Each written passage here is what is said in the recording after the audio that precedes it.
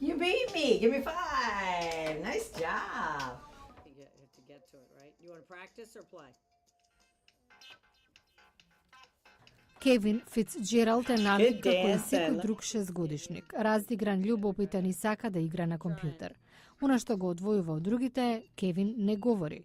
Тој има тежок случај на развојна диспраксија, што му отежнува да го движи јазикот и устата. Which one do you want to do? Како и многу други деца со специјални потреби, Кевин работи со терапевт за да го развие говорот. Но терапијата го надминува стандардниот третман бидејќи му помага роботот наречен Космобот.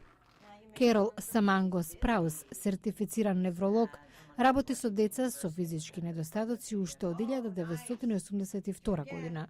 Она што импресионирало кај Космобот е што веднаш ги ангажира децата во активностите. Ги привлекува и така работат понапорно и подолго. Една од причините зошто терапијата со Космоботот е толку успешна, вели Саманго Спраус, е што децата го третираат како жив човек. Тие всушност преку него зборуваат и го користат да следат наредби. Have him point to Kevin. Good. Pointing to words like he was doing today is not fun for Kevin. But the fact that Покажувајќи на одредени зборови не е многу забавно за Кевин, но фактот дека тој притоа користи робот прави активноста да биде забавна. 4. Good talking. Како дополнение со помош на роботот да зборува и да следи наредби, Кевин сака и да ги контролира своите движења. Преку притискање на серија копчиња на компјутер, Кевин може да го движи Космоботот.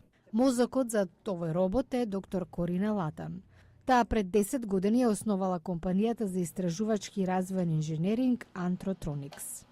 I was really inspired to start the company by the children that we were Бев working with. импресионирана да ја формирам поради децата со кои работевме, децата со церебрална парализа, со Даунов синдром, со аутизам и други видови на развојни проблеми.